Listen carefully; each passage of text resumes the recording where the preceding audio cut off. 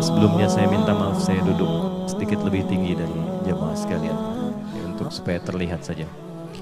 Bismillahirrahmanirrahim. Assalamualaikum warahmatullahi wabarakatuh.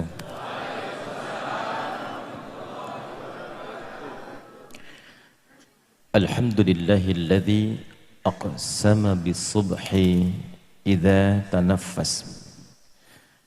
Wassalatu wassalamu ala Rasulillah Nabiyyina Muhammad ibn Abdullah alladzi ub'ida 'ani syaitani idza waswas wa ala alihi wa sahbihi wa dzurriyyatihi wa ummatihi ila yaumil mi'ad alladzi fihi natanaffasu ba'd. Bapak dan Ibu sekalian, ada 3 tipikal manusia dalam menghadapi Al-Quran. Ketika berinteraksi dengan Al-Quran, ada 3 golongan manusia. Yang ketiga-tiganya ini nanti dipertunjukkan oleh Allah Subhanahu wa Ta'ala tentang keistimewaan dan keagungan Al-Quran. Dan ketika ditampakkan ini, tetap terjadi 3 bagian golongan ini. Karena sholat berjamaah itu selalu memberikan kesan tersendiri.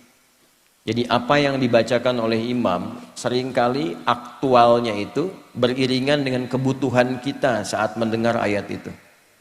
Jadi imam itu tidak mudah, Bu. Imam sholat ya yang saya maksudkan. Itu tidak mudah. Karena terkadang begini, kita sudah merencanakan satu ayat, satu surah yang mau kita baca, setelah waladhdallin bisa berubah. Ya.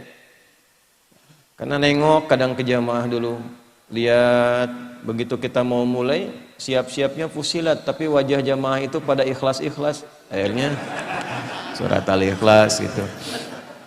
Ya. Nah, aktualisasinya saya ingin tunjukkan keistimewaannya dulu, baru nanti masuk ke detailnya. Lalu kenapa nanti ada hadis Nabi yang menguatkan itu dan men-challenge kita termasuk pada golongan yang utama. Ya. Yang pertama, kita coba di brainstorming dulu. Coba digali dulu cara berpikir kita supaya benar menempatkan Al-Quran itu sebagai mukjizat, bukan sekedar kita bacaan. Ini bedanya nanti dengan bacaan-bacaan biasa dan juga dengan kitab-kitab suci sebelumnya.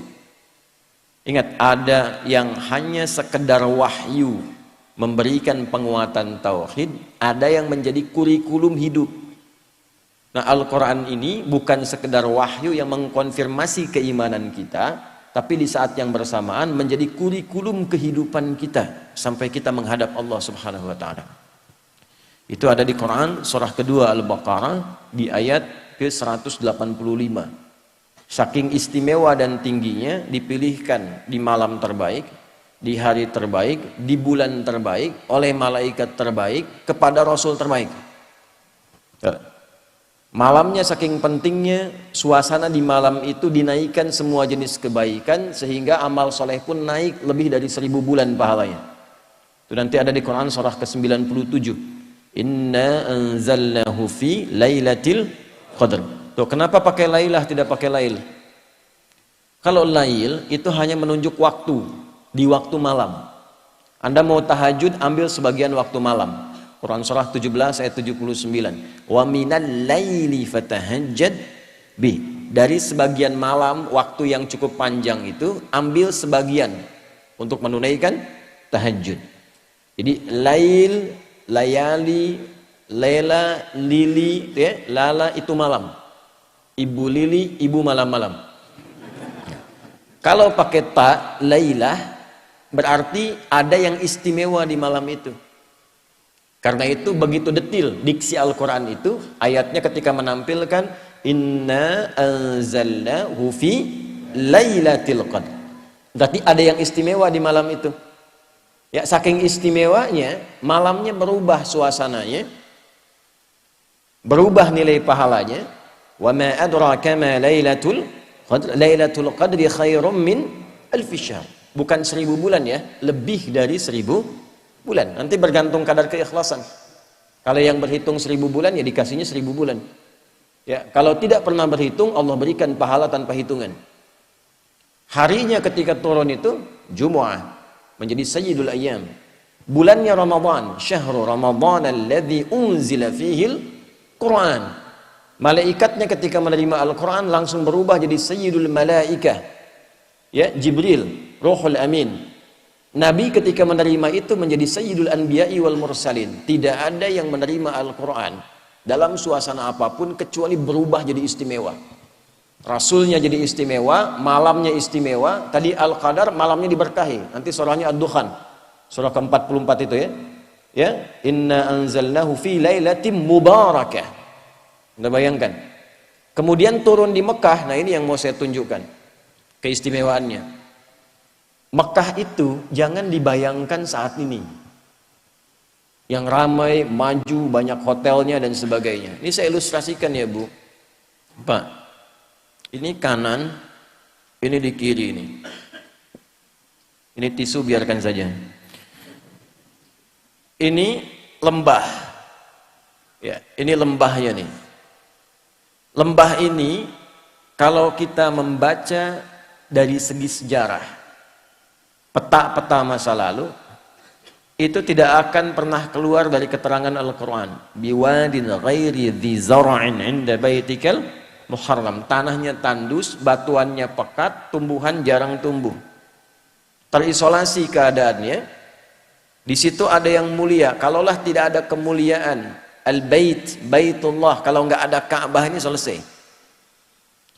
Diliputi oleh padang pasir, Sahara yang luas. Ini diapit oleh dua kekuatan besar. Di sini ada Romawi dengan imperiumnya.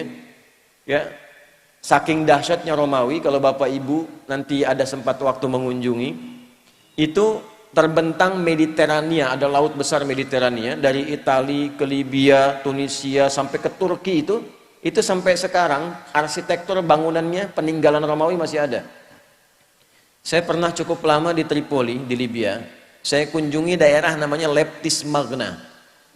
Itu sampai sekarang kolosiumnya, beberapa bangunannya, pondasinya masih ada sampai sekarang untuk menunjukkan betapa dahsyatnya kekuatan Romawi masa itu. Punya peradaban, punya kekuatan. Samping kirinya Persia, Pak. Punya kekaisaran. Ini kan Al-Manar, ya, sifatnya kan manarah. Manarah itu apa? Menara. Menara itu apa? Itu dulu puncak salah satu nilai spiritual tertinggi Persia. Karena ketika mereka mau menyembah, menempatkan api di atas menara.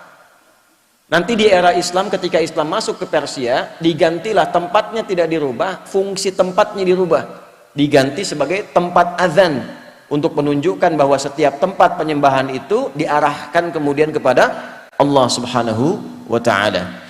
Singkatnya, di sini ada Romawi, di sini ada Persia, dua kekuatan besar. Pertanyaan saya, kenapa Qur'annya turunnya di tempat titik yang tadi disebutkan? Yang tandus, yang peradaban belum muncul, yang penduduknya sebagian besar pada masa itu banyak yang berbuat kriminal, pemabuk banyak. Ini sering saya informasikan, pemabuk zaman itu yang pemula itu 5 kali sehari, Ustaz. Yang pemula loh, bayangkan yang profesional itu. Kalau ada pencuri, pembegal, itu nggak nanggung, sekampung begal semua. Gifar itu kan kampung begal. Gifar itu kampung begal. Tokohnya Jundub bin Junadah. Jundub bin Junadah itu pemimpin para begal di kampung begal. Ya, nanti kelak masuk Islam, memperkenalkan diri, saya dari kampung begal dulunya. Maka ditambah al di depannya, ujungnya i, Al-Ghifari. Ya, jadi kalau ada yang namanya Al-Ghifari, kampung begal gitu dulu. Tapi nanti ada nilainya, belum selesai, baru setengah, jangan pulang dulu. Belum selesai. Kalau ada zina, zinanya khatam, semua jenis zina dikerjakan. Anda bayangkan tuh. Ya, membunuh itu sudah biasa. Tokoh-tokohnya dikenang sepanjang zaman itu. Kenang sepanjang zaman. Itu landscape-nya itu begitu. Ya, keadaan masyarakatnya demikian. Nah, Quran itu kenapa nggak turun di Romawi? Kenapa tidak turun di Persia? Kok turunnya di tempat itu yang terlihatnya tidak ideal? Maka Allah ingin menunjukkan keistimewaan Al-Quran dan keagungan dia, yang bisa merubah tempat yang paling nadir dengan maksiat menjadi khairu ummah, Orangnya berubah jadi orang terbaik di zamannya, tempatnya berubah jadi paling makmur yang melintasi zaman. Dan untuk menutup klaim di kemudian hari, pantas Islam pernah maju turunnya di Romawi. Untuk menghilangkan klaim di kesempatan yang lain, pantas Islam itu hebat turunnya di Persia. Tapi ketika diturunkan di tempat yang paling rendah, belum ada peradaban, belum ada kemajuan, maka Allah ingin membungkam siapapun yang menyangkal keistimewaan Al-Quran. Dibuktikan di setiap zaman Quran diturunkan di titik yang paling rendah di muka bumi, masyarakatnya paling kontroversial, maksiatnya paling banyak, bisa dirubah oleh Quran dengan satu kilatan yang luar biasa menjadi manusia terbaik yang dikenang sepanjang zaman. Dan itu dulu orang berubah itu dengan ayat-ayat pendek, Pak, Bu. Ibu kenal Bilal bin Rabah? Ayo, kenal di mana tuh? Atau ya. Bilal itu kan hafalnya baru Al-Ikhlas coba. Tapi kekuatan Al-Ikhlas itu bisa menajamkan hatinya, pikirannya, dan memberi kekuatan pada fisiknya. Diseret oleh tuannya ke tanah lapang yang luas dalam suasana panas yang tidak biasa. Saya ilustrasikan ya, panas di kita ini masih ada uapnya. Jadi kalau panas kita keluar keringat. Di Timur Tengah itu uapnya tipis. Kalau betul-betul panas bisa hilang uap. Kalau hilang uap bukan keringat, itu langsung berubah jadi hitam. Karena uapnya tipis. Jadi kalau Anda simpan kerupuk, kalau di sini mengkerut, di sana terbakar. Ya. Dipanaskan batu, disimpan di dadanya, dalam suasana panas dicambuk, dikatakan irtad. Jawabannya apa? Ahad. Irtad, ahad. Irtad, ahad. Ya, kamu murtad, ahad. Enggak, Tuhan saya esa. Qul huwallahu ahad. Itu kalimat satu kata di surat Al-Ikhlas menajamkan hatinya, menguatkan pikirannya, memberikan semangat luar biasa pada fisiknya. Dan datang anugerah Allah. Umar itu cuma 2 huruf berubahnya. Siapa Umar sebelum masuk Islam tuh? Anda paham semua, baca sirahnya, baca sejarahnya. Jangan dilihat Umar sekedar setelah masuk Islamnya, lihat perubahannya. Bagaimana Al-Quran merubah pribadi seseorang menjadi istimewa. Itu kedahsyatan Al-Quran. Umar kan dulu luar biasa sebelum masuk Islam, bahkan berkeinginan membunuh Nabi kan. Di perjalanan yang sangat luar biasa, sebelumnya Nabi doakan di antara 2 Umar kan, memohon pada Allah kebaikan. Di perjalanan hanya mendapatkan informasi saudarinya masuk Islam. Saat sampai ke tempatnya hanya terdengar 2 kalimat dulu tuh, Toha. Anda bayangkan, Toha itu menajamkan sanubarinya, merasakan frekuensi getaran yang tinggi, itu memperlemah semangat buruknya, tiba-tiba tergetar dan berubah jadi baik. Cuman dengan Toha jadi mulia. Anda sudah Al-Kahfi, sudah Yasin, sudah Baqarahan tuh, belum bisa berubah juga. Nah ini faktornya apa? Kenapa orang dulu mendapatkan cahaya Quran begitu dalam dan merubah tampilan jadi istimewa dan langsung turun kesaksian Allah? Yang mahal tuh ini. Nanti pindah ke Quran surah ketiga Ali Imran ayat 110. Persaksiannya langsung menggunakan bentuk fi'il madhi untuk memberikan inspirasi mudhari. Kuntum khaira ummatin ukhrijat linnasi ta'muruna bil ma'ruf wa tanhauna 'anil munkar wa tu'minuna billah. Ini mahal kalimatnya. Ya, kalian itu benar-benar umat terbaik yang pernah terlahir dan berkehidupan di muka bumi. Jadi teladan. Nah, bagaimana mereka menjadi umat terbaik itu? Ketika mengambil spirit dari Al-Quran dan menerapkan kurikulum yang ada di Al-Quran pada kehidupannya. Jadi Al-Quran itu saking istimewanya bukan sekedar bacaan, Pak Ibu. Membaca itu adalah membuka pintu untuk mengetahui isinya. Anda bagaimana bisa tahu ada informasi di majalah, di internet, Anda akses setiap hari itu kalau nggak bisa baca. Jadi baca itu hanya instrumen, hanya alat supaya mengetahui kabar. Setelah tahu, kan kita memberikan pandangan kan? Ya, memberikan sikap. Lalu kita bersikap tuh. Oh, tahu hari ini ada pelantikan presiden baru misalnya. Baca tuh. Lalu kita berdoa, kan itu kan sunnah ya. Harus kita berdoa. Semoga Allah berikan kebaikan, Allah berikan bimbingan, berikan kemakmuran pada negeri ini, berikan hidayah. Itu yang ditampilkan. Kan itu hadisnya begitu. Ya kan? khiyaru a'immatikum. Di hadis Muslim, man tuhibbunahu wa yuhibbunakum. Kalau Anda menginginkan sosok yang terbaik, Anda mendoakannya supaya ada getaran pada jiwanya, nanti tertanam ya iringan doa itu pada dirinya untuk berbuat kebaikan. Hah? Itu kan respon. Dari mana tahu bisa begitu? Karena baca. Nah, Al-Quran itu nanti ada 3 level. Level bacaan, level pemahaman, level pengamalan. Saat membaca itu untuk tahu isinya, untuk dipahami. Makanya kalimat pertamanya ikra. Ikra itu belum menuntut paham dari qiraah. Ya, ketika ada qiraati, ada ikra dan turunannya, kan kita tidak diminta memahami. Di mana-mana orang baca pertama kali itu untuk bisa baca, tidak dituntut paham. Itu hukum standar. Coba lihat di TK itu, TK Aisyah di sini. Ya, begitu mulai baca kan demikian.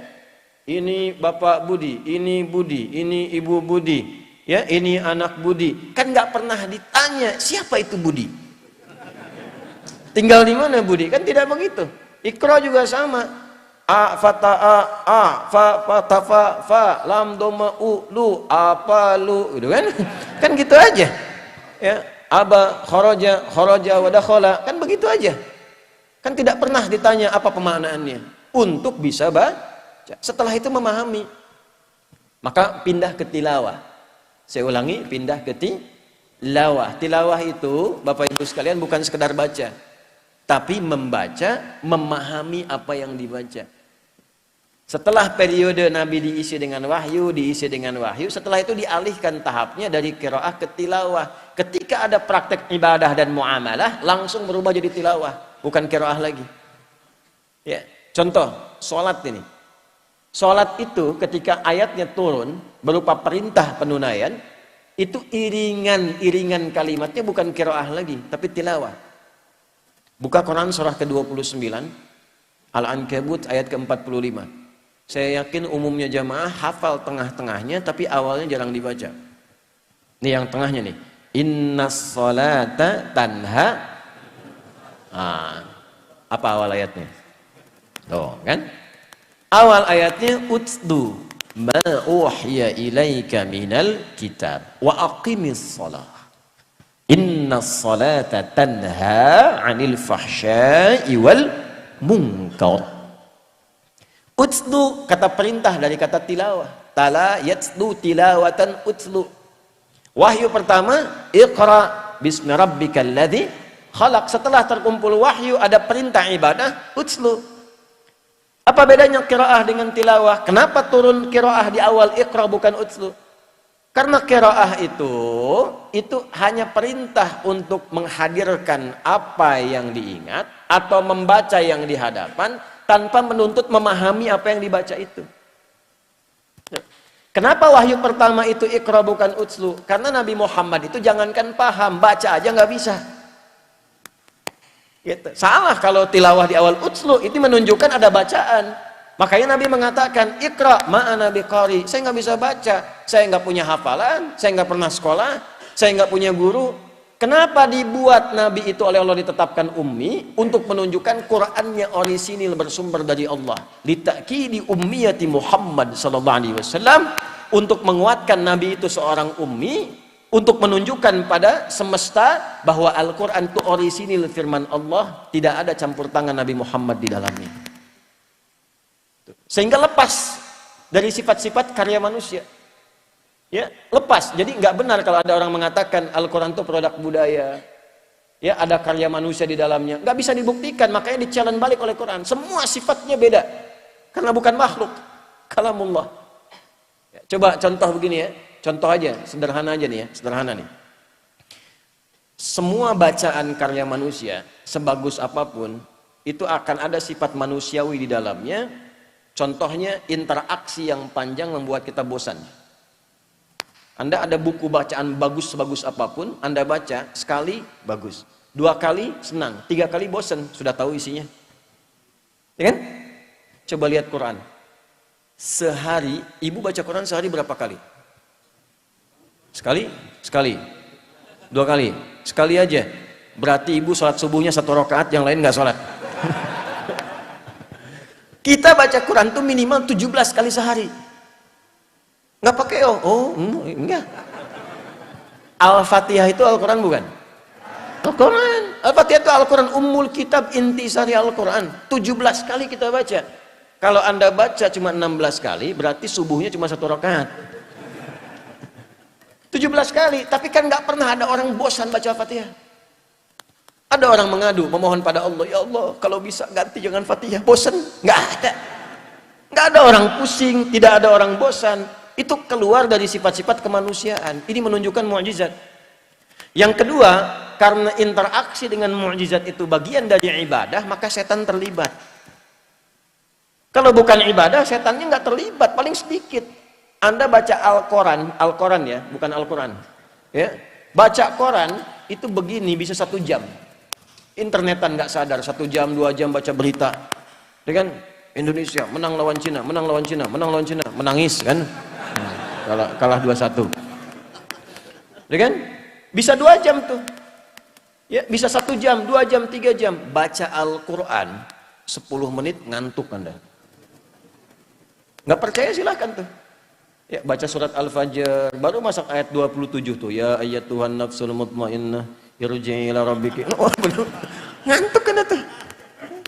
10 menit tuh. Kenapa? Karena ada yang terlibat di luar interaksi kemanusiaan. Setannya masuk. Nggak ada punya sifat seperti itu. Setiap hurufnya, setiap kalimatnya. Dan yang dahsyat di Al-Quran itu ketika tersusun dari Al-Fatihah sampai An-Nas, semua isinya topik kehidupan ketika diurutkan dari manusia belum terlahir sampai meninggal sampai pulang kepada Allah.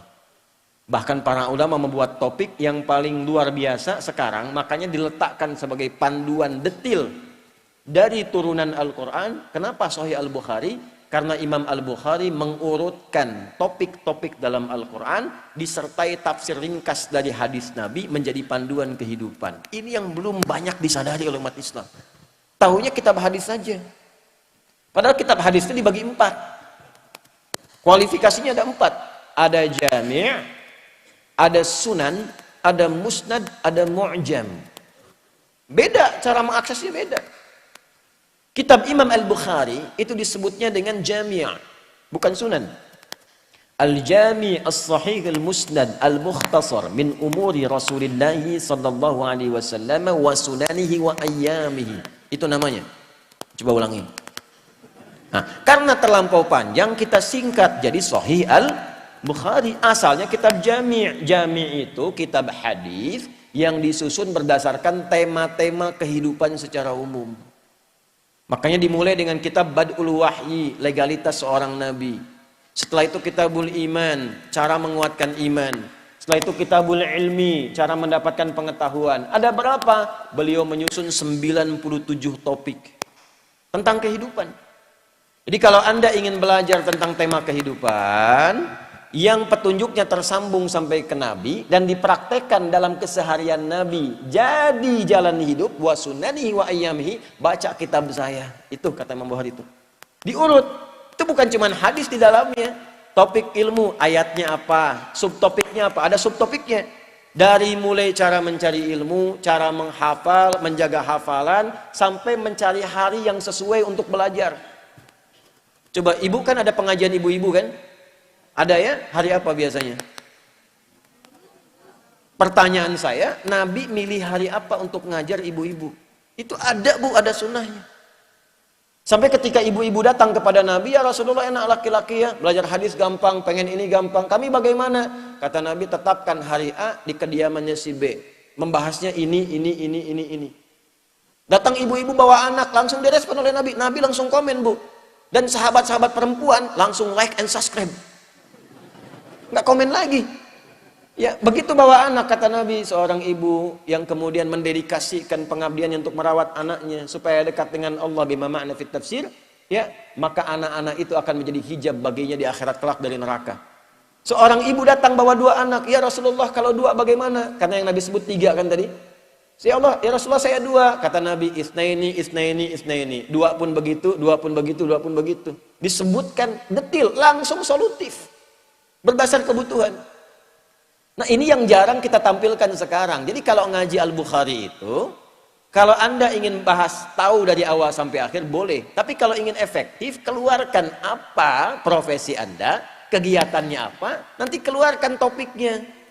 Contoh begini, ini ada pedagang, pebisnis. Tidak harus semua dibahas. Topik bisnis keluarkan. Pernah nggak ngaji ayat Quran yang membimbing bisnis itu apa? Hadis-hadisnya apa? Keluarkan Kitabul Buyu'. Bimbingan dari Al-Quran dan hadis mengantarkan pada bisnis yang sukses dan membahagiakan. Tidak pernah ada sahabat, tidak pernah ada tabi'in, dan orang-orang sukses yang kita kenang sebagai orang kaya luar biasa, yang mengamalkan petunjuk itu dalam pekerjaannya, kecuali dagang dan bisnisnya tidak pernah kembali modal. Selalu kembali untung. Tidak pernah kembali modal, selalu untung. Ya, saya mengatakan ini karena saya meriset, Pak. Saya riset, Abdurrahman bin Auf itu pernah saya riset.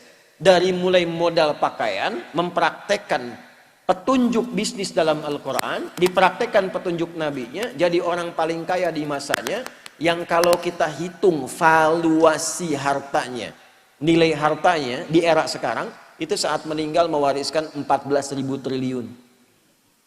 Gitu. VOC aja sampai 11.000. VOC itu konsorsium. Ya, saya tahu karena pernah menduduki markas VOC di Belanda 20 menit tuh. Waktu ke sana kita riset itu konsorsium 11.000. Abdurrahman bin Auf satu orang itu 14.000 triliun. Utsman bin Affan radhiyallahu taala anhu asetnya masih ada sampai sekarang. Anda kalau umrah lewat itu, ya, jalur itu pasti melewati satu hotel warnanya krem, itu tulisannya jelas wakaf Utsman bin Affan radhiyallahu taala anhu. Wakaf. Bisa nggak Anda membayangkan dari satu sumur, ada kebun di situ, satu sumur diwakafkan, lalu berganti masa dialih fungsikan, itu sekarang jadi hotel. Dibukakan akun di Bank Saudi atas nama Utsman bin Affan radhiyallahu taala anhu. Setiap ada penghasilan dimasukkan ke situ, disedekahkan untuk kepentingan umat Islam. Orangnya sudah wafat 15 abad yang lalu, nggak ada orangnya, akunnya ada. Kita orangnya ada, akunnya nggak ada. Ada cek. Nah, itu yang merubah itu apa? Al-Quran. Sehingga sahabat itu mereka punya passion, punya bakat, dialirkan dan jadi pilihan. Kan 4 ya, Anda tinggal lihat di 4 ini. 1 kedudukan, ilmu yang kedua, 3 harta, yang keempat tenaga. Anda mau pilih yang mana? Tentukan salah satu. Tentukan salah satu dari 4 ini. Ya, di kedudukan silakan. Ya, dari yang paling tinggi misalnya dari presiden, jadi gubernur, jadi wali kota sampai ke bawahnya terus gitu. Nanti lihat belajar pedomannya bagaimana jadi pemimpin yang baik, turunkan. Maka di situ kita punya tokohnya, ada Abu Bakar, ada Umar dan turunan-turunannya, sejahtera. Setiap di copy paste di generasi setelahnya makmur. Karena memang tidak dibatasi di waktu tertentu. Silahkan Anda cek. Di era Umar bin Abdul Aziz kan bukan eranya sahabat. Hebat juga, luar biasa juga, sampai masa keemasan dibawa. Terbalik ketika Qur'annya ditinggalkan, malas ngajinya, hadisnya jauh, selesai, jatuh. Silahkan cek dalam sejarah. Masa-masa keemasan orang-orang Islam pada masa itu ketika dekat dengan Al-Quran. Ulamanya masih didengar, dijaga, diamalkan, ilmuwan makin banyak, sampai ke Andalusia, sampai di Iberia, sampai sampai disebutkannya peradaban Islam di Spanyol, peradaban Islam di Portugal, peradaban Islam di A, B, C, dan sebagainya. Kapan? Ketika dekat dengan Al-Quran. Ketika Qurannya mulai jauh, mulai sibuk dengan dunia, jatuh. Nah, ini yang mau saya tekankan di bagian yang pertama. Ilmu silahkan, kita punya tokohnya. Ada Ali bin Abi Thalib, ada sahabat Abu Hurairah radhiyallahu taala anhum jami'an. Ya. Kemudian di babnya apa lagi? Harta, ada Utsman bin Affan, Abdurrahman bin Auf, ada Talhah dan sebagainya. Bab tenaga siapa? Ada Bilal bin Rabah. Apa Bilal pernah dikenal sebagai crazy rich di zaman Nabi? Tidak. Bagawan pengetahuan? Tidak. Punya kedudukan? Tidak. Apa pekerjaannya? Adzan. Tapi pernah nggak Anda mendengar begini? Bilal cemburu pada hartanya Utsman? Pernah? Tidak. Bilal cemburu pada ilmunya Ali? Pernah? Tidak. Kenapa? Karena mereka sudah memutuskan pilihan. Saya memilih yang ini sebagai bekal pulang kepada Allah. Jadi nggak ada cemburu pada yang lain karena punya jalan hidup. Saya memilih adzan. Kenapa? Karena saat adzan Allahu Akbar, Allahu Akbar. Begitu selesai Nabi komen, aku mendengar suara tapak kaki Bilal itu di taman surga.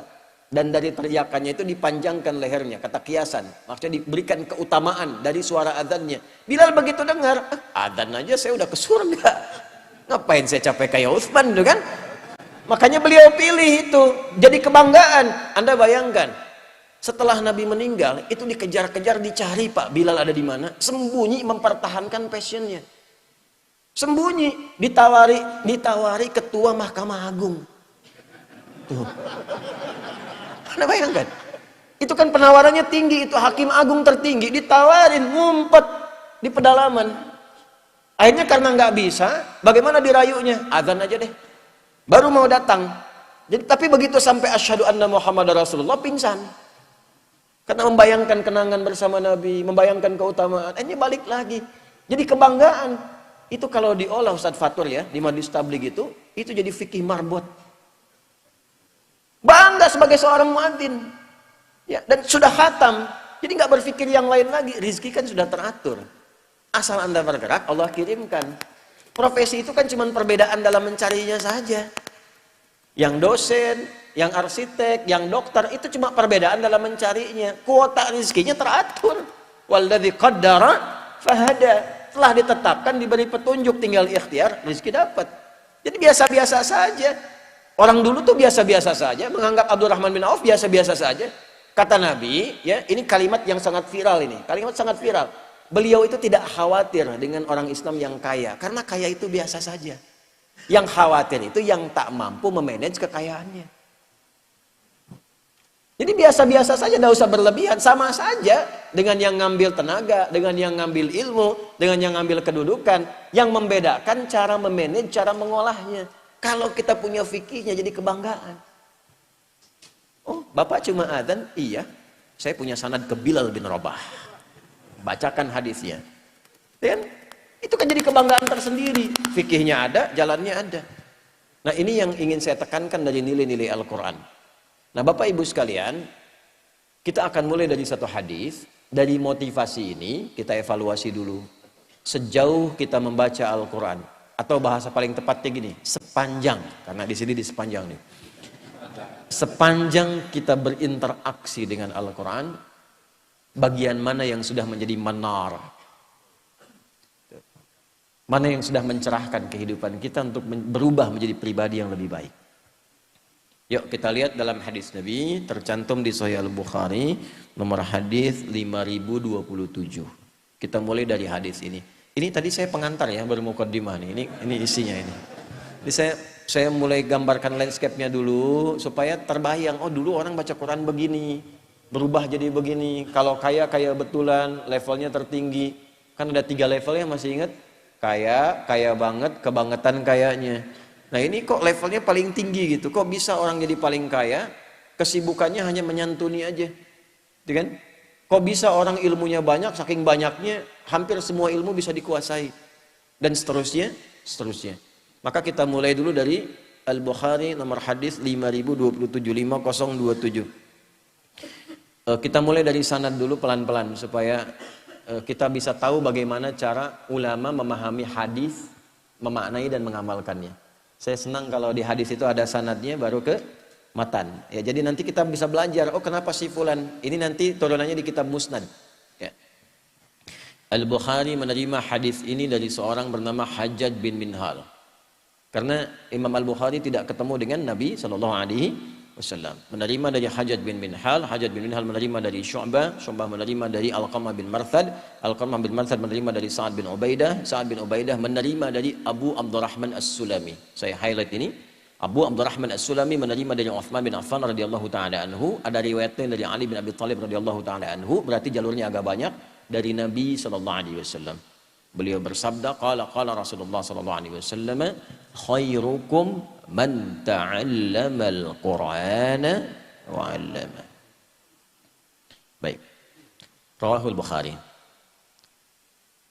Bapak Ibu, hadis itu disebut hadis secara umum kalau memiliki 2 unsur.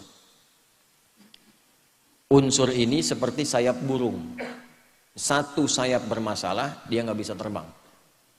Satu bagian dari 2 unsur di hadis bermasalah, kualitasnya menurun. Bahkan bisa menjadi masalah untuk tidak diamalkan. Pertama disebut sanad namanya. Apa namanya? Sanad. Transmisi orang-orang yang meriwayatkan hadis ini dicari sampai kepada Nabi sumber pertamanya. Itu keunggulan dalam Islam. Dari mana dapatnya? Si fulan sampai ke Nabi. Dan itu pun ada 5 syarat lagi, nggak boleh sembarangan. Kalau sembarangan setiap orang bisa klaim. Ya. Syaratnya 5. Mattasala isnaduhu binaqlil 'adid dhabiti 'anil 'adid dhabiti min ghairi syudzudin wala 'illatin qadihatin. Harus tersambung. Orangnya mesti adil kualifikasinya, mesti dhabit. Ya, adil itu nanti timbangan pengetahuan dan kebijaksanaan. Yang kedua dhabit, hafalannya kuat. Kuat itu nanti tidak berubah. Berubah titik jadi koma, jadi muttarib hadisnya. Turun kualitas, bisa jadi hasan. Cuman titik koma. Ingatannya mesti konsisten. Ya. Mesti konsisten ingatannya. Nah, kemudian setelah itu terus sampai tidak boleh ada aib pada orangnya, dicek dulu. Kalau misalnya suka ngarang-ngarang gitu kan, itu nanti hadisnya bisa ditolak karena sulit dibedakan mana karangan, mana hadis. Nanti ada 3M, ya, mungkar, matruk dan maudhu'. Ini secara singkat saja dulu. Tentang hadis dhaif jiddan, hasan, munqati' misalnya, mu'dal dan sebagainya, itu masalah sanad. Jadi kalau Anda dengar hadisnya dhaif, itu berarti sanadnya yang bermasalah. Kenapa harus dicek orangnya? Supaya tidak ada fitnah pada isi hadisnya. Pantas orangnya begini, yang meriwayatkannya saja tukang mabok misalnya, gitu ya. Makanya dicek dari awal, kualifikasi orangnya mesti benar, terhormat karena yang disampaikan dari sosok yang paling terhormat, yaitu Nabi Muhammad sallallahu alaihi wasallam. Yang kedua, ini hikmahnya, supaya kita belajar cara bagaimana orang ini menerima hadis. Seperti apa perjuangannya, bagaimana merubah hidupnya. Jadi kalau Bapak Ibu ingin meneladani sesuai dengan profesi dan aspeknya, tinggal ambil orang itu. Kitabnya namanya Musnad, Bu. Yang paling populer Musnad Imam Ahmad. Contoh, Anda pengen punya anak pintar, yang hebat ilmu, ahli Quran, belajar dari Ibnu Abbas. Ibnu Abbas itu bagaimana cara belajarnya? Maka bisa dilacak dari hadisnya, 2000 hadis. Cek Musnad Ahmad, gimana perjalanan hidupnya. Sampai jadi mufti di usia 13 tahun. Ibu perempuan di Aisyah, berapa banyak ibu sudah ngaji hadis-hadisnya Sayyidah Aisyah. Orang tahunya beliau istri Nabi. Lupa kalau beliau itu seorang mufti perempuan. Lupa kalau beliau ahli kedokteran. Itu lihat figurnya, ahli kedokteran, itu Sayyidah Aisyah. Seorang mufti, seorang pengajar, seorang dosen di kalangan sahabat, Sayyidah Aisyah. Sayyidah Fatimah itu perawat, Bu. Nurse. She was nurse. Ya, beliau seorang perawat, ahli di bidang perawatan. Itu Sayyidah Fatimah radhiyallahu taala anha. Berapa hadis yang diriwayatkan?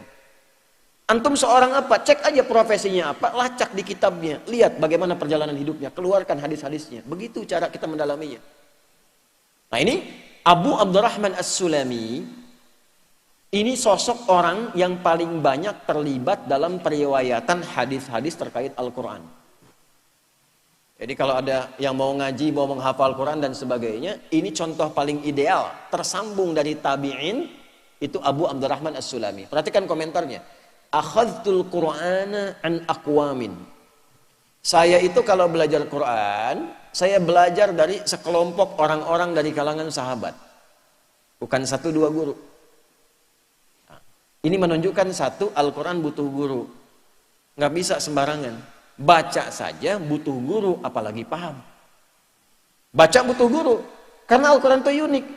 Ada yang dibaca biasa tiba-tiba jadi Bismillahirrahmanirrahim. Ya. Kemudian ada yang biasa alaihi jadi alaihullah. Ya. Hurufnya sama, harakatnya bisa beda. Alif lam mim dengan alam. Kalau kita nggak tahu harakat, gimana cara bedakannya? Panjangnya, pendeknya dan sebagainya. Mesti ada guru.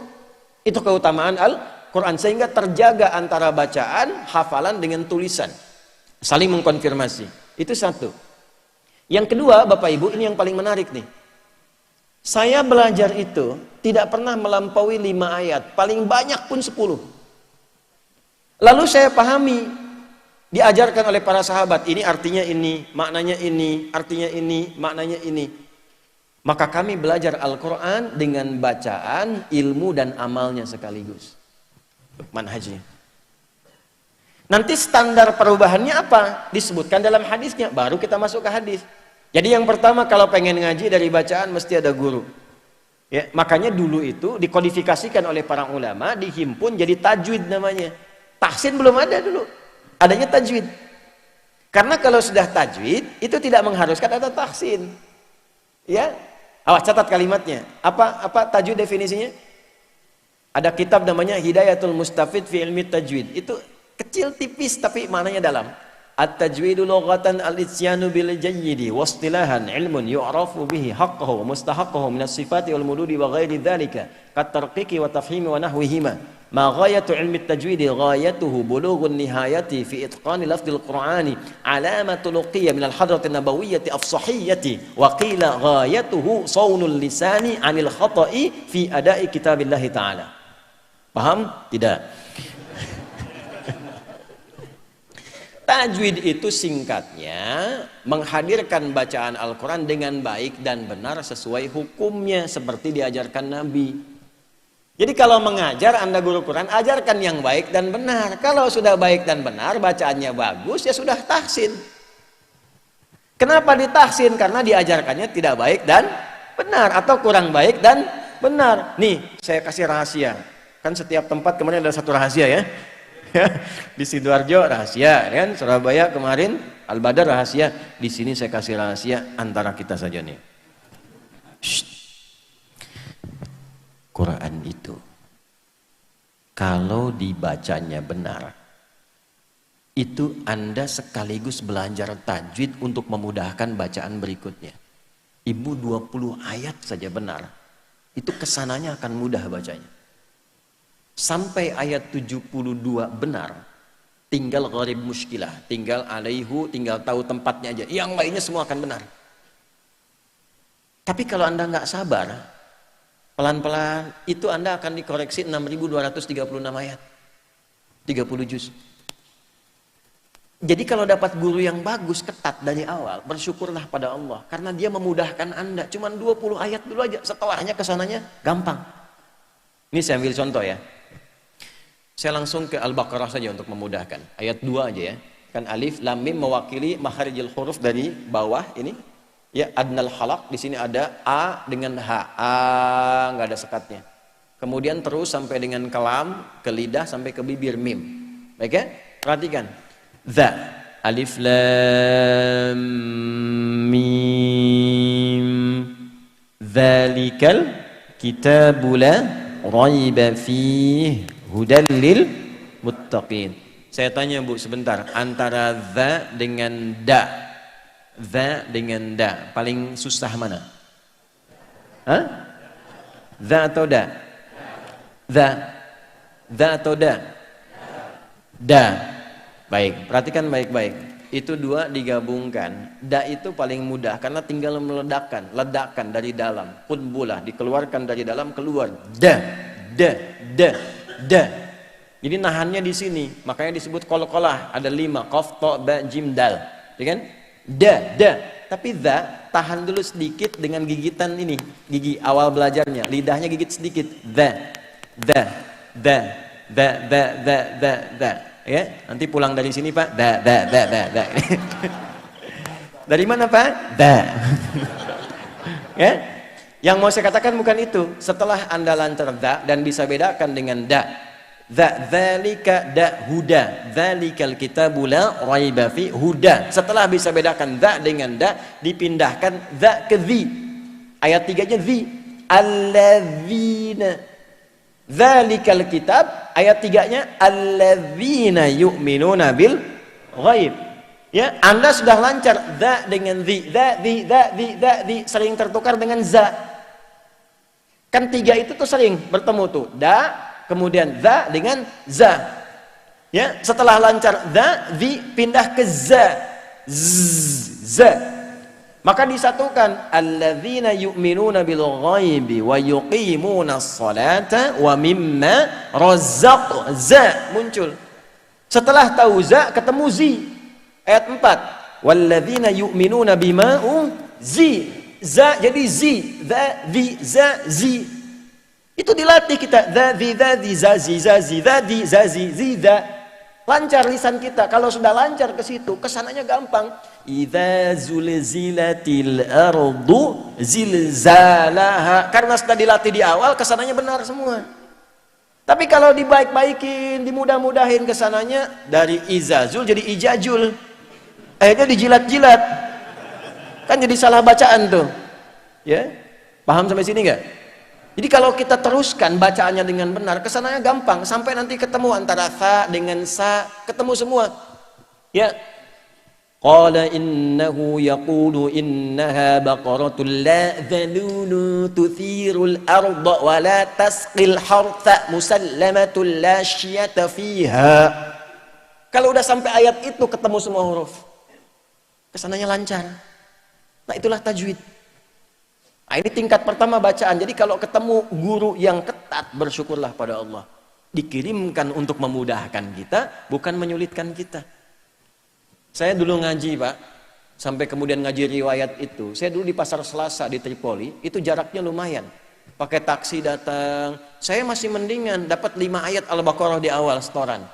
Ada teman yang kadang-kadang beberapa gitu cerita kisah, baru ta'awudz, a'udzu Iqra ya bunai. A'udzu billahi minasyaitonir rajim. Dzu. Baik. Hasbuk ati bukra. Sudah ya, datang lagi besok. Anda nih dari sepanjang ya. Sepanjang. Ngaji ke Tuban misalnya. Ibu nih. A'udzu billahi minasyaitonir rajim. Bu, dzu. Gigit sedikit, dzu. Cukup ya, Bu. Besok kesini lagi. Ibu datang lagi enggak?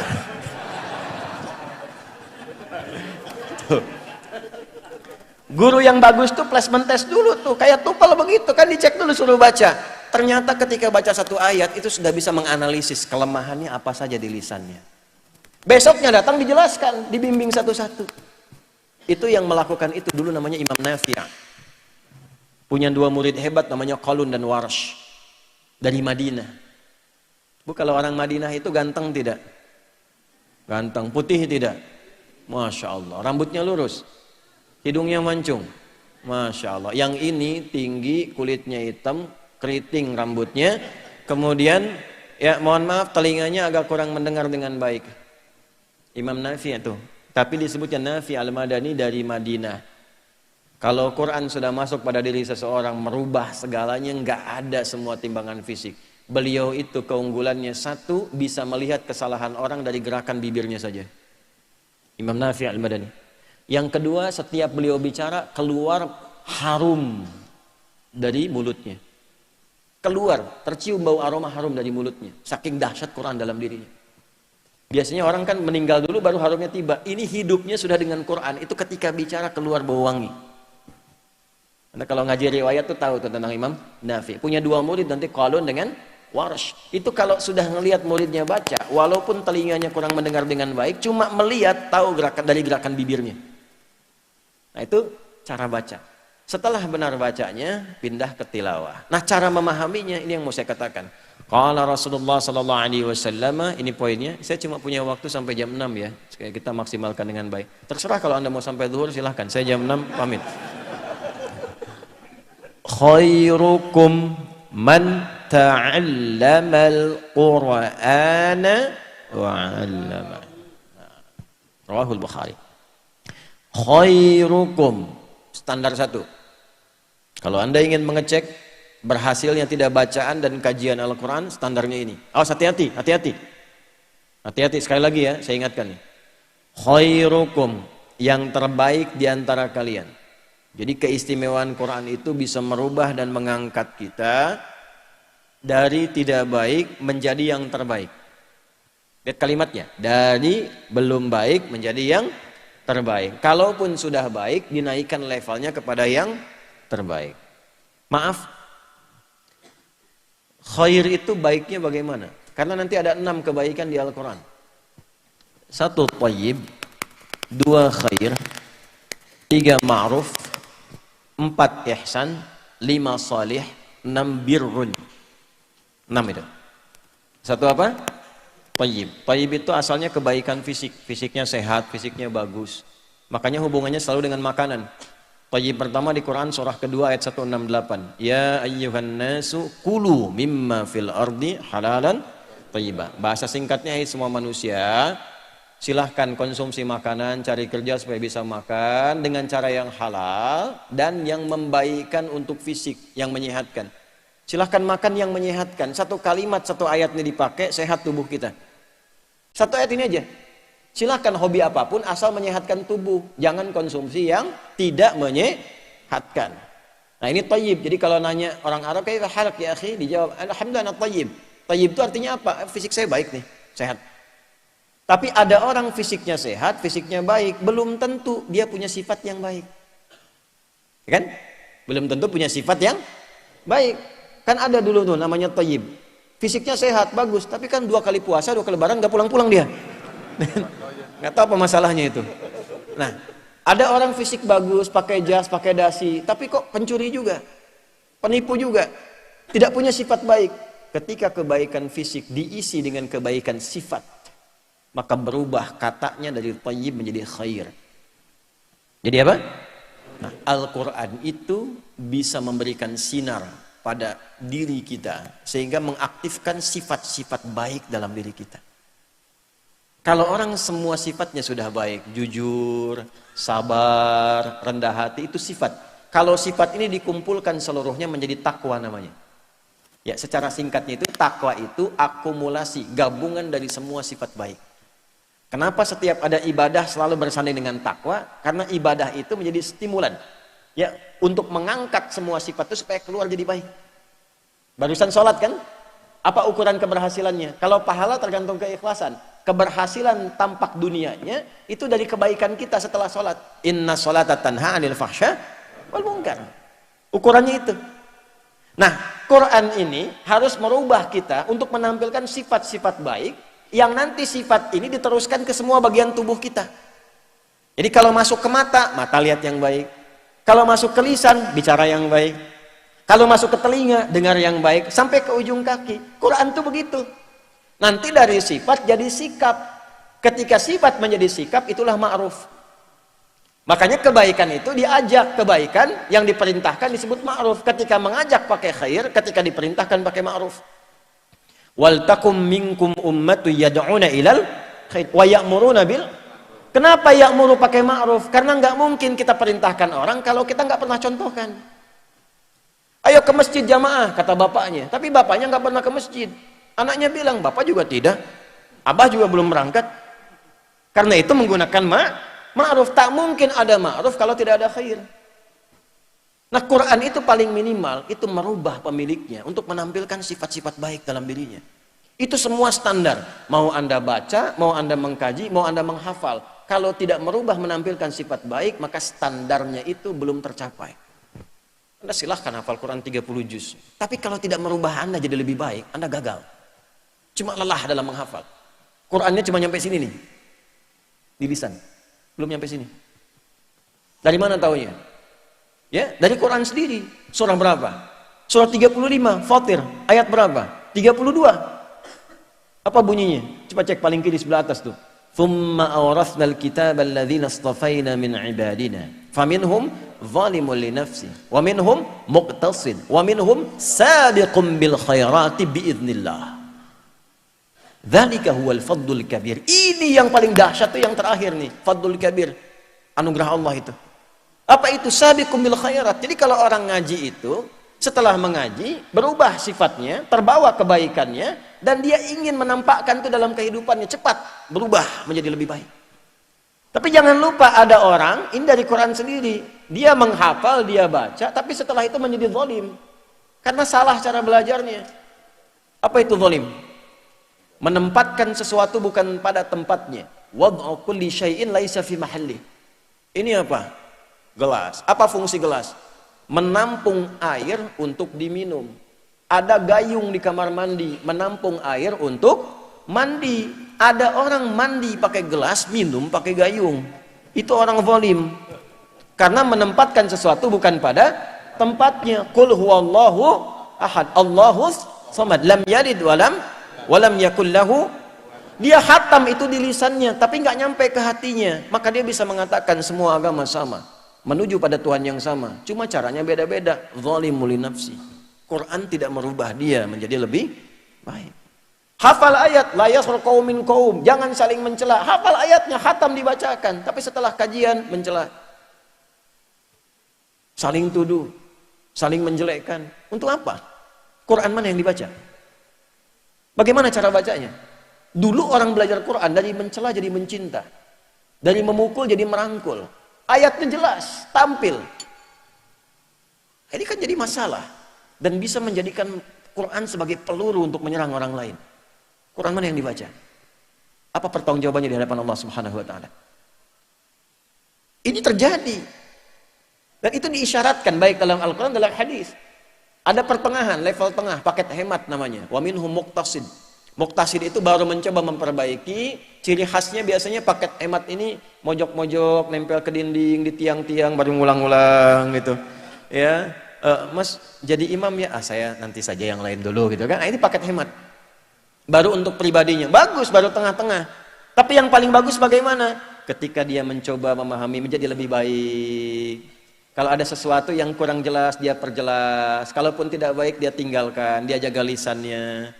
Sehingga dia tidak berpotensi mengurangi pahalanya dengan perbuatan buruk yang kemudian terjadi. Baca Qur'annya, dapat pahala dengan keikhlasan. Setelah itu mencela, hilang bacaannya, hilang pahalanya, ditransfer kepada yang dicelanya. Hadis Muslim. Nah ini jadi PR kita sekarang ini. Ya, jadi jangan berharap dulu persatuan, kalau menata diri pun belum maksimal. Bagaimana menjadi pribadi Qurani yang baik itu? Nah, jadi bagian pertamanya khair. Nah cara belajar untuk sampai ke tahap itu bagaimana? Itu ada levelnya. Ya, kritik aja ada levelnya, pedas level 1, pedas level 2, gitu kan? Manis level 1, Quran itu ada levelnya. Maka yang pertama, ta'allama. Belajarnya mesti ta'allum. Ada ta'allama, ada tafaqqaha, ada darasa, itu beda. Ya, darasa ya darusu, darsan wa dirasatan, tempatnya disebut dengan madrasah. Ngajinya yang benar ya, kembalikan ke kitabnya. Saya sampai sekarang masih ngaji, Bu, Pak. Sampai sekarang, kitab-kitab tuh baca. Saya kalau ngaji tafsir, itu kitab-kitab yang ada, itu saya beli dari kitab-kitab, saya jejerkan tuh. Dari yang klasik sampai yang kontemporer. Dari At-Tabari, Tanwirul Mikbasnya Ibnu Abbas, terus sampai ke yang Tahrir wa Tanwirnya Ibnu Asyur.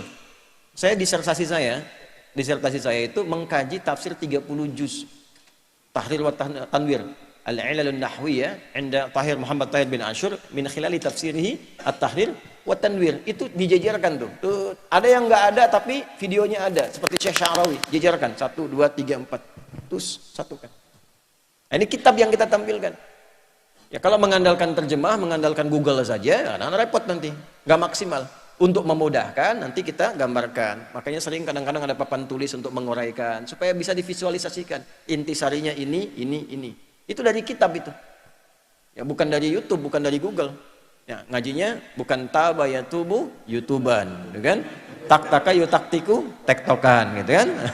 Fasbaka yu Facebookan gitu ya. Kita kembalikan ke sharaf. Kalau ngaji sharaf, nahu kita ngaji dari jurumiyah sampai alfiyah.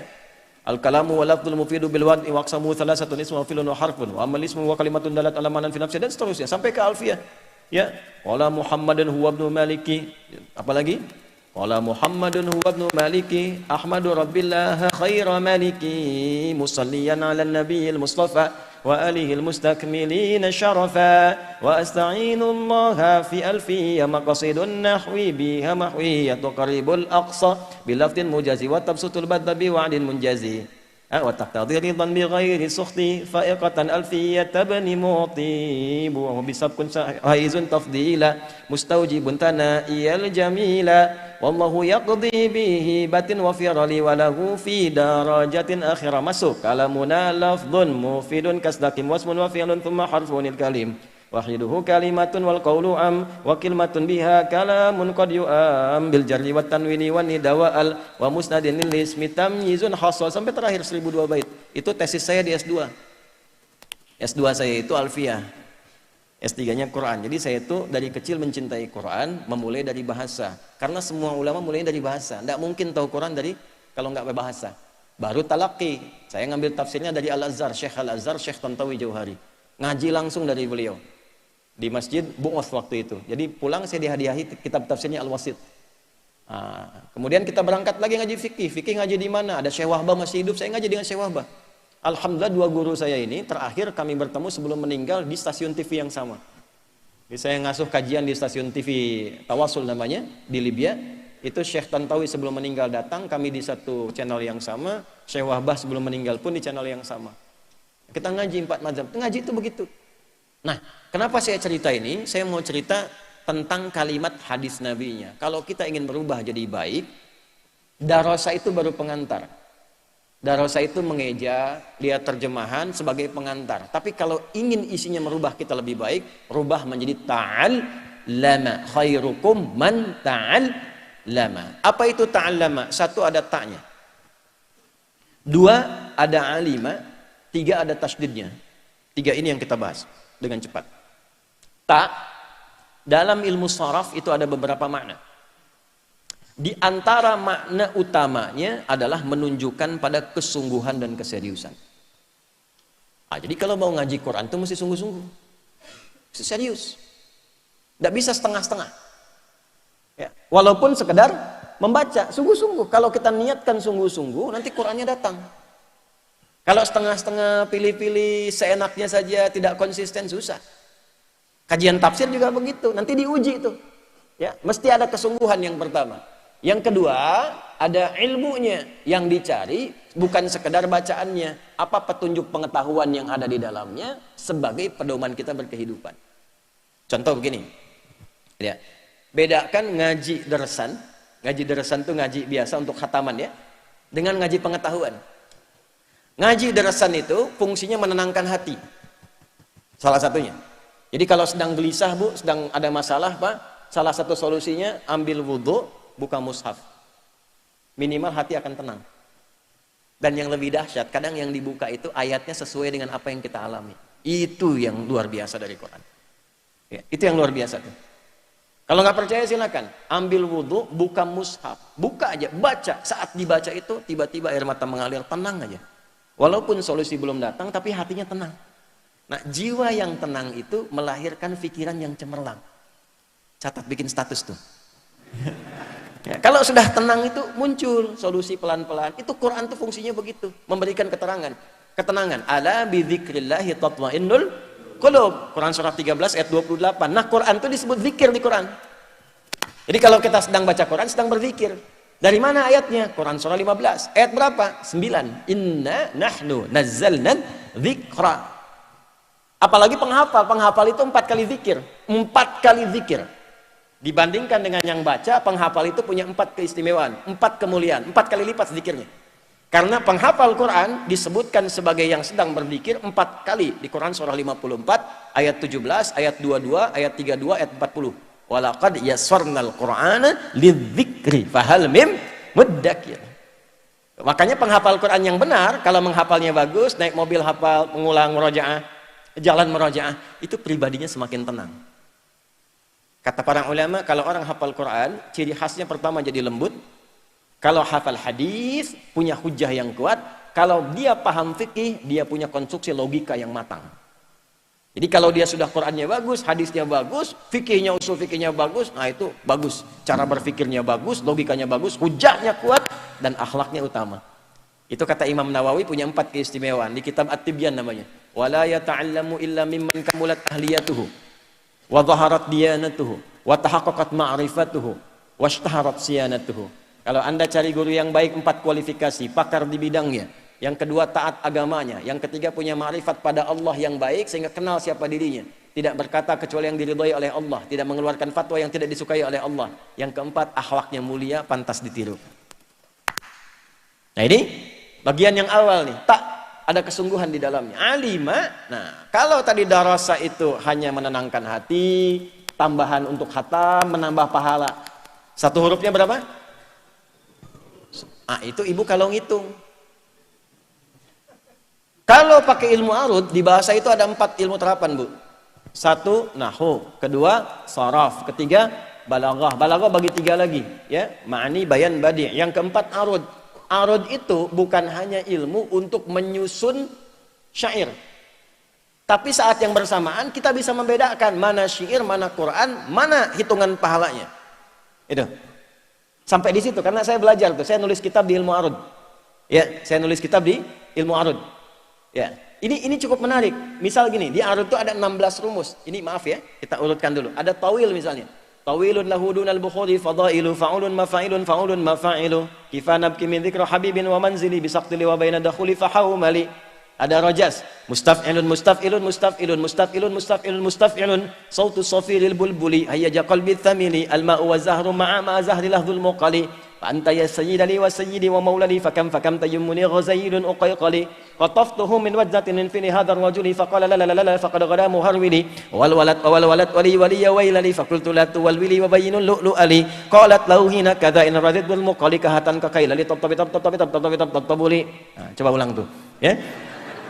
Madid ini yang paling populer. Mufa'alatun mufa'alatun fa'ilatun tala'al badru alaina min thaniyatil wada'. Itu asalnya iramanya irama-irama syair. Irama syair. Nah, yang mau saya katakan gini, kenapa ini saya tampilkan? Bukan ingin menunjukkan saya hafal, bukan. Sebagus-bagusnya irama syair nggak bisa dipakai baca Quran. Langgamnya nggak bisa dipakai karena Quran itu khas. Pakai irama tajwid. Nggak bisa dipakai irama syair. Abdurrahman bin Auf, Abdullah bin Mas'ud apalagi itu, Ubay bin Ka'ab luar biasa. Abdullah bin Mas'ud pernah diminta oleh Nabi bacain Quran saking bagusnya. Sebagus-bagus bacaan sahabat nggak pernah pakai irama syair. Anda pernah nggak misalnya dengar surat Ad-Duha dibaca pakai iramanya madid? Yang tola al-badru. Wadduha wal-laili idza saja. Nggak ada. Kabur jemaah. Nah ini untuk membedakan terapan kaidahnya bagaimana. Jangan pakai bacaan Quran dengan langgam yang aneh-aneh. Jadi tidak perlu ada langgam Sunda, langgam Jawa, langgam ini nggak usah karena Quran punya langgamnya sendiri yaitu tajwid. Tajwid itu dahsyatnya kalau Anda baca panjang pendeknya keluar algoritma kita pribadi dalam bacaan Quran. Itulah dahsyatnya Al-Quran. Keluar algoritmanya. Ciri khas kita baca itu keluar. Jadi paham, oh ini Ustadz Fulan, oh ini Ibu Fulan. Walaupun kelihatan bacaan biasa, tapi iramanya khas. Jadi gak usah terlampau kreatif yang melahirkan persoalan. Imam Masjid Al-Manar membaca di kesempatan maghrib, irama Manuk Tadali. Iyyaka na'budu wa iyyaka nasta'in. Bubar jemaah. Itu pahamnya tuh begitu. Jadi syair itu nanti unsurnya 4 itu. Ada khayal, imajinasi, ada fasohah, kefasihan, ada usdub gaya. Yang keempat ada musikah, ada musiknya, ada iramanya. Itulah sebabnya ketika Barat mengcopy paste itu, ditarik ke mereka, ditemukan notasi. Jadi apa kemudian? C, D, E, F, G, A, B, C, G, A, B, C, D, E, Fis, G, D, E, Fis, G, A, B, Cis, D, A, B, Cis, D, E, Fis, Gis, A, E, Fis, Gis, A, B, Cis, Dis, E, B, Cis, Dis, E, Fis, Gis, Ais, B, Fis, Gis, Ais, B, Cis, Dis, Ais, Fis, Cis, Dis, Ais, Fis, Gis, Ais, Bis, Cis. Di situ jadi irama nanti jadi notasi, jadi not balok dan sebagainya. Itu ditarik lagi jadi musik murni. Itu bedanya tuh dulu. Di framing sama orang, Quran sama dengan musik. Nah, itu yang salah tuh. Dosa tuh sampai di akhirat tuh dihisab tuh. Ya, kalau saya sudah abaikan. Saya enggak ada. Kalau yang nggak penting tuh abaikan saja. Nggak penting abaikan. Jaga diri kita. Kita itu punya musuh satu, jangan ditambah-tambah. Setan tuh udah berat banget gitu. Udah berat banget tuh, dalam tidur masuk, ini masuk, nggak usah ditambah-tambah. Yang nggak penting tuh abaikan saja. Kan masing-masing bertanggung jawab di hadapan Allah. Bertanggung jawab loh, masing-masing bertanggung jawab di hadapan. Perbaiki diri kita yang baik. Nah maka dari itu, saya ingin katakan satu untuk mengukur Quran itu benar bagaimana bacaannya. Satu. Jadi nggak benar, jangan baca Quran diiringi musik tertentu, langgam tertentu itu nggak betul. Saya nggak terlalu suka musik tuh, nggak terlalu suka. Ya bukan berarti menyimpulkan hukum beda dan sebagainya. Saya menghargai hukum, tapi karena kita di Quran frekuensinya beda.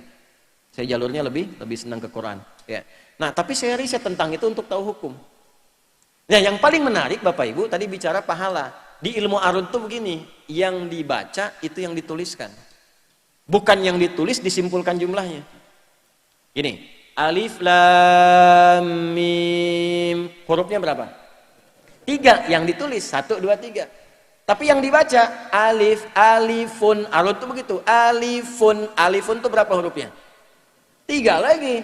Ya, alifun, alifun. Alifnya itu ketika dapat harokat ada hamzahnya. Hamzah berapa huruf? 4 huruf sendiri. Ha, mim, zal, zai dengan ta. Jadi kalau setiap huruf ada 3 huruf lagi, ada 4 huruf lagi, ada sekian huruf lagi, alif lam mim itu berapa huruf jadinya? Tidak terbatas. Orang yang baca Quran dengan hitungan alif lam mim 30 nih, tulis 30. Tapi orang yang tidak pernah menghitung diberikan pahala tanpa hitungan. Itu yang dimaksud man qara'a harfan min kitabillah falahu asyru hasanat. Nah, asyru hasanat itu bahasa standar, 10 itu standar. Paling standarnya 10. Itu turunan dari mana? Quran surat 6. Ayat berapa? 160. Man jaa'a bil hasanati falahu asyru amsalihha. Kalau ke sedekah ayat 261, surat berapa? Surat kedua. Biasanya dihitungnya 700 kan? Ayatnya itu belum sempurna karena dipotong di tengah. Matsalul ladzina yunfiquna amwalahum fi sabilillah kamatsali habba ambatat sab'a sanabil fi kulli sumbulatin mi'atu habba. Cuma sampai sini dipotongnya, Ustaz. 1 kali 7 kali 100 700. Enggak diteruskan ayatnya. Kalau diteruskan wallahu yudha'ifu liman yasha. Siapa lima yasha di situ? Yang tidak pernah berhitung. Anda infak Jumatan tuh misalnya di Almanar ada kotak jalan. Itu bukan mobil-mobilan ya. Tak infak tuh. Tak infak. Anda masukkan 1000, dihitung 700. Ah lumayan 700.000. Ditulis 700.000. Tapi bagi yang tidak pernah berhitung mungkin dikalikannya bisa 1 miliar, 2 miliar bergantung kadar keikhlasannya.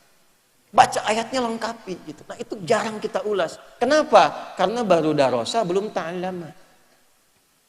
Jadi itu menambah keikhlasan sekaligus meningkatkan kualitas iman. Nah, itulah yang Nabi sampaikan. Kalau kajian kita ke Quran ingin membuat kita lebih baik, 1 sungguh-sungguh ngajinya, yang kedua keluarkan aspek pengetahuannya. Yang ketiga ada tasdidnya. Tasdid itu dari kata syiddah, sesuatu yang nggak mudah. Makanya hurufnya double. Double itu 2 kali lipat motivasinya. Ya, jadi kalau Anda ingin menemukan yang begini, tidak mudah perjuangannya. Apakah Anda kira datang ke sini langsung tiba-tiba datang? Tidak. Nulis waktunya, ada yang nginep, ada yang pengen sub pertama, ada yang dorong, ada yang ini. Butuh perjuangan, Pak. Nyari jodoh aja butuh perjuangan. Masa nyari Allah nggak ada perjuangannya? Ya, itu. Nah, ini bagian pertama. Jadi tugas Majlis Tabligh apa? Nah, ini saya menyimpulkan ke situ. Tugas Majlis Tabligh harus menyiapkan kadar-kadar ahli Quran yang bisa memahami dengan ilmu dan mengajarkannya. Karena di Muhammadiyah itu dasarnya sederhana di MKCH, Al-Quran dan Sunnah. Gerakannya ada 4, gerakan Islam, gerakan dakwah, gerakan tajdid, gerakan tanwir. Gerakan Islam namanya harakah Islamiyah. Islamiyah itu ada ya nisbah, ada tak sifat. Taknya membentuk karakter, yaknya nisbat. Jadi semua yang masuk ini di persyarikatan ini mesti punya karakter Islami. Sudah Islami belum tuh? Bicaranya Islami enggak? Kerjanya Islami enggak? Dakwah, bagaimana nilai Islami itu dipancarkan dalam kehidupan. Tajdid, ada perubahan, nilainya diterapkan dalam kehidupan. Ada hadis di Abu Daud nomor 4291 di sahihnya. Nanti Imam Syakhawi itu punya kitab bagus di halaman 149 itu nanti ada satu hadis dari Abu Hurairah. Ya, innallaha yab'atsu fi kulli ra'si mi'ati sanatin man yujadidu laha dinaha. Allah itu akan menyiapkan, mengutus orang-orang pilihan di setiap 100 tahun yang bisa menghadirkan tajdid tentang agama dalam lingkup kehidupannya. Maka ini tugas nih. Dari tajdid dia tanwir dipancarkan dalam kehidupan.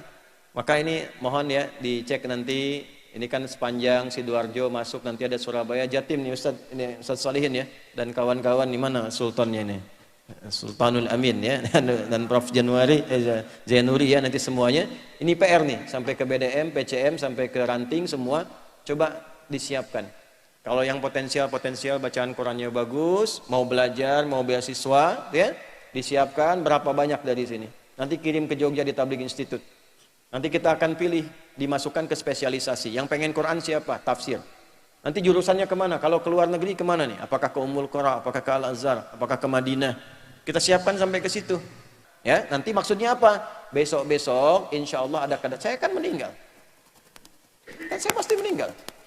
Ustaz Fatur Rahman meninggal. Ustaz Solihin meninggal. Kita semua meninggal. Mesti ada yang gantikan. Itu sudah pasti. Meninggal itu pasti. Bisa Anda duluan, saya belakangan, bisa. Bisa. Atau memang ya sesuai fitrahnya ditukar bisa. Saya belakangan Anda duluan ya mungkin. Itu pasti terjadi. Nah, caranya bagaimana melahirkan ulama yang lebih baik lagi. Ya, saya pengen nanti dari Sepajang ada ulamanya, Surabaya ada ulamanya, Tuban ada ulama yang betulan, yang wara, yang thiqah, yang khasyah, yang dekat dengan Allah. Tuh ya. Doa Bu, doa Pak ya, doa. Yang ikhlas itu. Yang ikhlas itu mahal. Mahal ikhlas. Doakan juga saya. Doakan supaya betul dakwah ini, supaya betul, supaya ikhlas, diampuni Allah. Ya, karena gini, yang paling celaka itu, maaf, jamaahnya nyari akhirat, ustadznya nyari dunia, itu celaka itu. Celaka itu. Ngajar kayak retorika kali paling benar, kali paling bagus, ternyata dunia isinya itu orang paling pertama dilempar ke neraka itu. Ya, oke, tolong didoakan ya, doakan yang betul. Ini juga ikhlas. Kita di tablik itu mesti yang pertama kali ikhlas itu. Ikhlas tuh kaidah pertama itu. Nah, abaikan yang macam-macam tuh pasti kalau mau jadi kiai itu pasti juga ada godaan dan ada tantangan dan macam-macam ya. Itu bagian dari tantangannya. Saya kira Bapak Ibu sekalian terima kasih. Kita akhiri dengan doa kifaratul majlis. Subhanakallahumma rabbana wa bihamdika asyhadu an la ilaha illa anta nastaghfiruka wa natubu ilaik. Walhamdulillahirabbil alamin. Assalamualaikum warahmatullahi wabarakatuh.